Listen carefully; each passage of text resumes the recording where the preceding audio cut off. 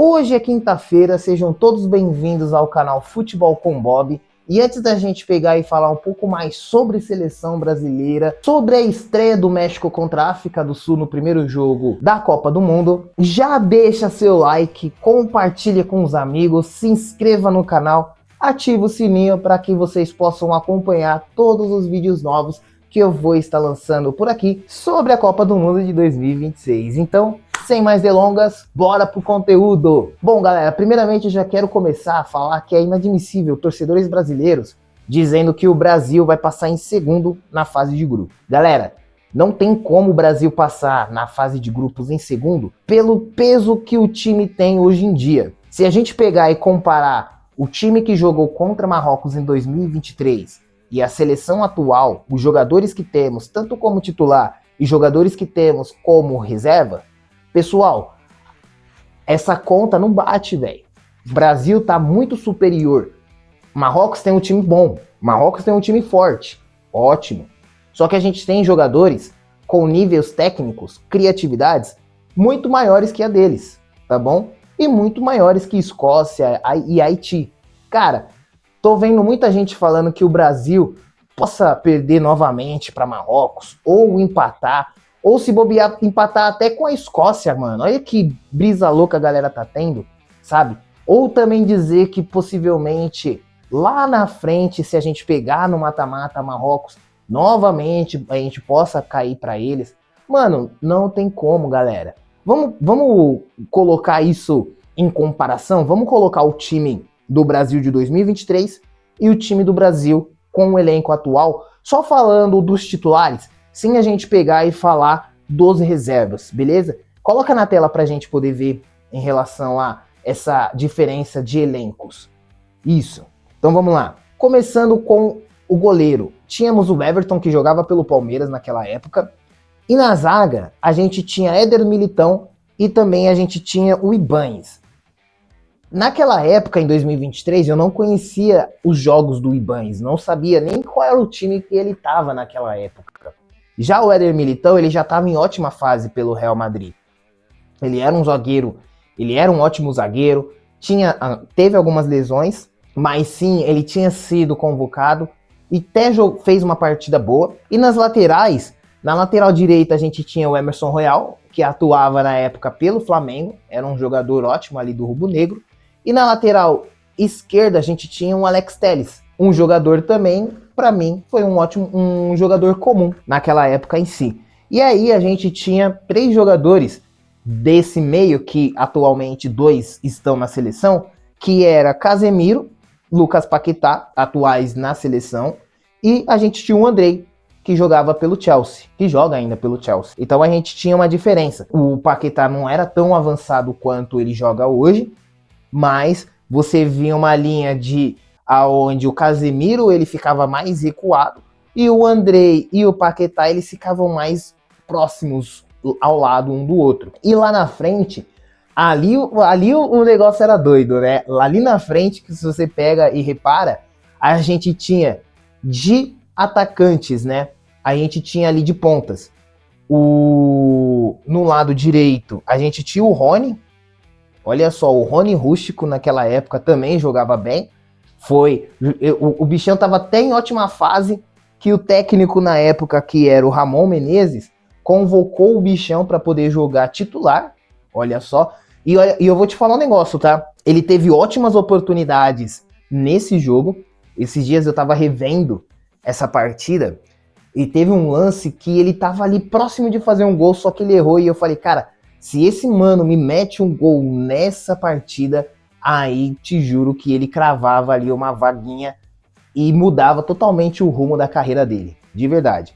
Eu acho que a carreira dele deu uma desacelerada a partir do momento que ele foi para a seleção e não conseguiu fazer aquelas ações reais que era para ser feita, né? Então, ou seja, provavelmente ele ficou meio frustrado, a torcida brasileira também ficou meio frustrada com ele, e aí começou a refletir muito no futebol dele e ele perdeu o rendimento que ele tinha. Já ali no lado esquerdo, como sempre vem sendo utilizado, o Vinícius Júnior mantendo a sua posição. Não é uma novidade que também o mesmo na seleção atual jogue nessa mesma posição.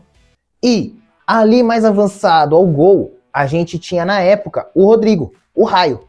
Então, assim, era um time com uma qualidade meio duvidosa, vamos se dizer assim, certo? Que não foi nenhum segredo a vitória do Marrocos. Então, assim, se a gente pega e olha lá pra trás, galera, a gente não tinha esse time que a gente tá tendo hoje que jogou contra a seleção do Marrocos, tá bom? Ah, mas a gente sofreu jogando contra o Egito. Primeiro tempo sofremos contra o Panamá. Beleza. Mas aí, galera, a gente tem jogadores que no banco, atualmente, vão fazer mudanças. Vão fazer mudanças de ritmo, vão trazer pra gente uma dinâmica diferente. Então, novamente eu digo, o Brasil ele tem um potencial muito grande de fazer bons jogos durante essa fase de grupos, ganhando do Marrocos, Haiti, da Escócia, e aí sim vai conseguir realmente sair em primeiro lugar nessa primeira campanha. No mata-mata, aí já vai ser outros 500. Aí a gente pode pegar e fazer uma análise dos 3 jogos que eles tiveram, para que aí sim, quando a gente chegar nessa parte dos mata-matas, aí a gente começar de fato a colocar uma expectativa se vai passar mal ou não. Mas até então, galera, nessa primeira etapa da fase de grupos, eu tenho total certeza que o Brasil ele vai se dar muito bem. Ainda mais que nos últimos jogos, vamos colocar, ainda mais que no Egito, teve alguns erros de passe, teve alguns erros de controle, na onde que o Mister ele vai fazer essa correção, ainda mais ali em alguns erros bestas de atenção. Então, ou seja, o Brasil ele vai vir com um esquema tático muito mais garantido de vitória do que era em 2023, que era basicamente jogadores que foram, vamos se dizer que foram testados. Ali, por exemplo, começar o jogo com o Rony, ele estava em boa fase no Palmeiras, mas não era um jogador a nível seleção. A gente estava muito carente de jogadores naquela época. Se a gente pega agora os jogos do Brasil atual e colocamos aí na caneta os jogadores do elenco atual, vamos pegar aqui então com o goleiro. A gente já tem no lugar do Everton, temos o Alisson. E aí na zaga temos a dupla do Gabriel Magalhães e Marquinhos. Olha a diferença já também, né? Não desmerecendo o Ibañez e o Éder Militão, mas aí a gente já tem uma boa diferença aqui de nível técnico na defesa. E aí eu sei que vai deixar a desejar a lateral do Brasil para esse jogo, mas é como eu disse, provavelmente o Mister tem um plano colocando Danilo do Flamengo e Alexandro nos 2 lados de cada lateral, porque também, como eu já disse no último vídeo, Marrocos tem um time muito forte, fisicamente. Então, ou seja, vai ser um jogo meio pegado de corpo a corpo. Então a gente precisa ter uma força aí parruda para poder conseguir segurar essa galera, para a gente não tomar um possível contra-ataque, né? Para a gente não tomar aí um ataque direto. Então ele está colocando esses 2 jogadores exatamente por conta dessas características. Mesmo que ambos estejam como reserva lá no Flamengo, eu creio que eles vão fazer boas campanhas. E óbvio que no segundo tempo, o Ancelotti ele possa substituir um dos, e aí vai ter a opção de colocar o Ibañez ou o Ederson, ou também, né, do outro lado a gente tem lá o Douglas Santos, que pode fazer também muito bem essa posição, certo?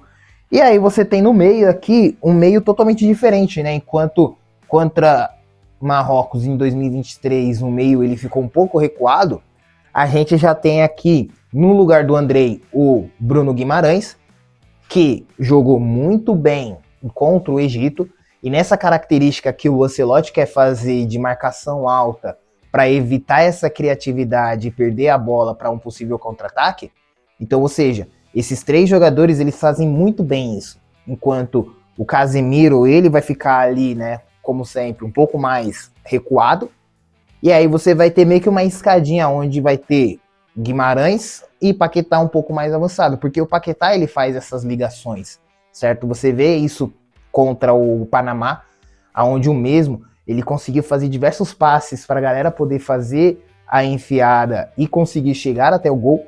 Então você vai ver muito isso dentro do jogo contra Marrocos. E lá na frente, no lugar do Rony Rústico, a gente tem o Rafinha, que, cara, não tem nem o que falar. É um jogador muito bom. Tá devendo um pouco, sim, na seleção. Mas, galera, não tem isso, velho. Ele vai jogar bem. Ele vai conseguir aí se destacar de acordo com os últimos jogos. Como ele fez isso também contra o Egito, jogando pelo lado esquerdo, ajudando a fazer a assistência pro gol do Endrick. E aí você vai ter também mais avançado lá na frente, no lugar do Rodrigo, o Matheus Cunha. É muita pena que o Rodrigo se machucou e não pôde ser convocado para essa Copa do Mundo. Senão, se ele fosse, ele estaria nessa posição, certo? E se você parar para pensar, na troca do segundo tempo, o Matheus Cunha ele vai sair. Ele vai sair para a entrada do Endrick. Creio eu que o Endrick ele entre no lugar e o Mister ele faça essa troca, tirando o Rafinha do lado esquerdo e colocando no... Desculpa, tirando o Rafinha do lado direito e colocando no lado esquerdo, e para colocar ali no lugar que o Rafinha estava, o Ryan. E aí você vai ter essa informação assim de ataque muito mais efetiva na parte do segundo tempo. E aí eu tenho certeza que o Brasil ganha ali entre 2-0 ou no máximo ali de 2-1. E se for muito mais, com uma expectativa muito mais alta, o Brasil possa até ganhar de 3-0 do Marrocos nesse primeiro jogo, tá? Então, assim, galera, vamos acreditar mesmo, porque o time da seleção brasileira tá com um elenco muito legal, diferente da Copa de 2022, novamente, que a gente só jogava de acordo com o esquema, que só jogava de acordo com a dependência do Neymar. Hoje a gente não tem tanta dependência no Neymar, mano. Então, ou seja, tem esses meninos novos que estão, tem a galera, então, ou seja, é só acreditar e presenciar o que eles vão estar fazendo durante esses jogos. Eu cravo Brasil em primeiro e Marrocos em segundo, tá bom?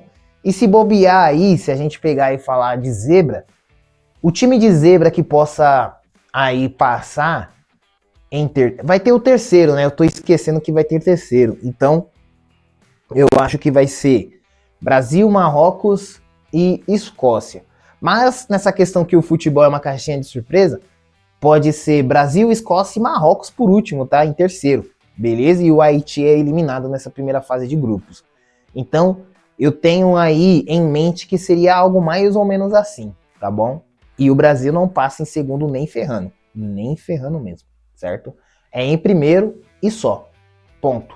Não tem mais o que dizer sobre isso, certo? E você, o que você acha em relação a essas duas comparações? Se você colocar na caneta o time de 2023, comparar o time de 2026, a gente tem uma chance ótima para ganhar esse primeiro jogo contra Marrocos? Já deixa aí nos comentários, vamos debater um pouquinho sobre. Vamos falar então de México contra África do Sul. O México estreia nessa Copa do Mundo fazendo a abertura do primeiro jogo contra a África do Sul e vem sendo a favorita para poder ganhar essa partida, já que nos últimos 8 jogos ele vem fazendo boas partidas, ganhando 6 delas e empatando 2, ou seja, dentro desses 8 jogos que eles fizeram, eles tomaram apenas 2 gols e marcaram 15. Então, ou seja, contra a África do Sul, galera, o México vem sendo a favorita. Não só também pelas habilidades, mas também eles vão ter a torcida em casa. Então, ou seja, o apoio da torcida é muito diferente quando a gente fala de futebol. Então, tendo ali 80 mil torcedores, mais ou menos, mais do que a metade ali vão ser do mexicano. Então, pode ter certeza que o México vai fazer uma boa estreia contra a África do Sul. Já do outro lado, ou seja, o time da África do Sul, ele vem fazendo jogos não tão bons. Até então, nos últimos 5 jogos que a África do Sul jogou, eles empataram 3 e perderam 2. Então, ou seja, realmente, de acordo com o que teve nos jogos, o México está sendo a favorita a ganhar esse primeiro jogo. Então, assim, às 4 da tarde começa a partida já com a cerimônia, já com aquela tradição de festa dentro do campo antes do início da partida. Ao meu ver, o México sim vai ganhar esse primeiro jogo e possível vai até passar em primeiro na sua fase de grupos, já que a sua fase não tá tão difícil quanto a maioria das outras. Quanto que você acha que vai ser esse jogo, galera? Deixa sua opinião aqui nos comentários. Vamos bater um pouquinho sobre essa escalação do Brasil e essa abertura da Copa do Mundo que vai ser às 4 da tarde. Esse foi o Papo de Quinta aqui no Futebol com Bob. Se você ainda não é um inscrito no canal, não perca tempo. Já deixa seu like e se inscreve para vocês poderem ver novos vídeos todos os dias. Eu fui, valeu!